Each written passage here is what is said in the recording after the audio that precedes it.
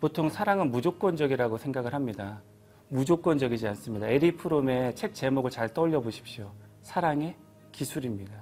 사랑의 기술이란 얘기는 뭐냐면 사랑을 하려면 뭔가를 배워서 그걸 써먹어야 된다는 뜻입니다. 길에 금이 떨어져 있습니다. 금덩이가. 자기가 금덩이인 줄 모르면 금이어도 못 주는 습니다. 내가 미리 저런 거는 금덩이라는 지식도 알고 있어야 되고요. 허리 숙여서 그걸 집을 수 있는 기술도 알고 있어야 됩니다. 엄청나게 많은 준비가 필요합니다. 그 사랑은 무조건적이라는 생각에서부터 벗어나야 됩니다. 사랑은 어둠을 나누는 거라고 보통 얘기합니다. 실제로 어둠을 나누는 사람들의 현실을 보십시오. 너 저기 집에서 이렇게 무시당하는 남자였어? 내가 너 인정해줄게. 우리 결혼하자. 그러고 나서 어떻게 하죠? 그거 갖고 부부싸움 합니다. 네 친정 부모는 왜 그래? 야, 너 시댁에서 너는 왜 아무 말도 못해? 이런 식으로. 어둠을 나누는 식이 아니라 밝음을 나누는 식으로 가야 됩니다. 어떻게 하냐면 그 사람의 그런 어둠이 있으니까 이 사람을 인정해주자. 그 인정해주는 방식으로 이 사람은 옛날에 상처가 많으니까 내가 조금이라도 장난으로라도 맞아봐야 정신 차리지? 이렇게 그런 얘기를 하지 말아야겠구나. 거꾸로 내가 더 사랑해줘, 껴안아줘야겠구나. 이런 식으로 밝음을 나누는 식으로 사랑하게 되는 겁니다.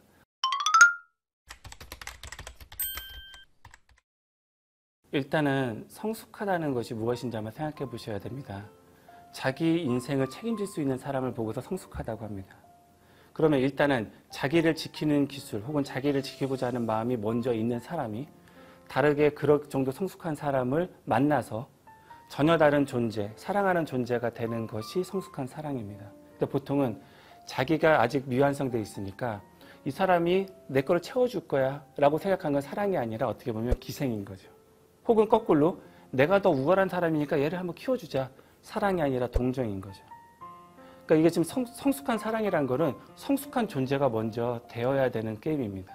사랑을 통해서 내가 인격을 완성할 거야 하는 것하고는 굉장히 다릅니다. 열정적일 줄만 알았던 로미오와 줄리엣 불행해졌습니다.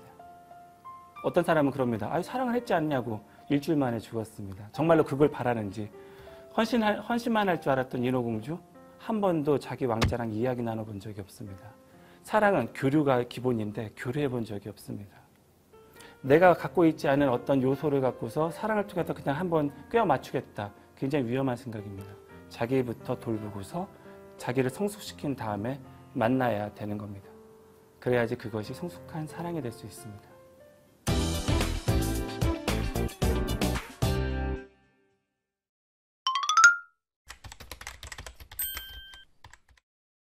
이 사랑은 성과 분명히 연관되어 있다. 여러분들 그 성에 대한 얘기를 하다 보면 남녀가 성에 대해서 너무 다르다 이론적으로 너무 많이 알고 있지만 실제 자기 삶에서 적용되진 않거든요. 성관계를 어떤 내가 프로텍트 할 수 있는 피임을 정확하게 하지 않는 상태에서 성관계를 하면 임신하고 낙태와 원치 않는 임신에 의한 미혼모, 출산 이런 과정까지 갈 수 있다는 걸 알아요. 아는데 멈추질 못하는 거예요. 어떤 통계에 의하면 피임약을 먹는 여성이 전체 여성, 우리 가임기 여성의 5%도 안 된다고 보는 거죠. 근데 여전히 임신과 출산할 수 있는 계획이 없는 남녀가 성관계를 하고 있어요. 자기 가정과 사회에서 이렇게 하면 안 되겠다라고 하는 것이 습관적으로 몸에 배어 있냐는 거죠. 그렇게 안 돼 있다는 거죠. 그래서 이 습관화하는 과정에서 내가 멈춰야 되는 부분들을 찾아야 되는데 이게 앵커라고 하는 닻이라고 하는 게 있습니다. 습관화된 행동에다가 뭐 하나를 딱 심어놓는 거예요. 이걸 앵커라고 합니다. 사실 남녀 관계에 있어서 성관계에 이 앵커를 심기는 어려워요. 왜? 모든 과정들이 다 신선하고 다 호기심이 있고 다 다르니까. 그러니까 절대 넘어가서는 안 되는 이 선이 있다는 거죠. 그걸 어떻게 우리가 멈출까요? 남녀 간의 성이 어떻게 임신으로 이어지고 출산으로 이어져서 한 생명이 태어나서 어떻게 자랐는가가 가정에서 좋게 행복하게 얘기가 될 수 있는 그런 과정이 있으면 그 사람은 이미 앵커를 갖고 있는 거예요. 자기를 보호할 수 있는 자기 결정권이 있는 거예요.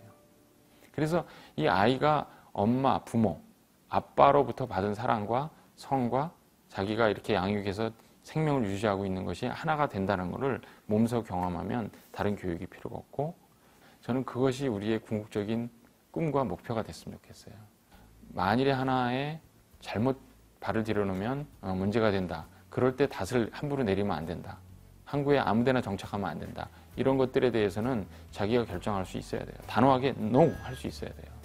저는 모든 것이 가정 안에서 즉 온전하게 남녀 관계가 스킨십이 자유롭고 그것이 기쁘게 이루어지고 그런 것들이 하나의 새로운 생명이 탄생하는 과정으로 이어지는 과정을 자기 자신의 삶의 탄생 과정에서도 보고 나중에 그걸 회상할 수 있는 자료들이 있고 또 동생이 태어날 때 그걸 같이 할 수 있고 또 이 과정들을 부모가 아이들을 배려해서 우리가 같이 한다는 개념으로 갖고 갈 때 비로소 성교육이 그 가정 안에서 삶 속에서 이루어진다고 생각합니다.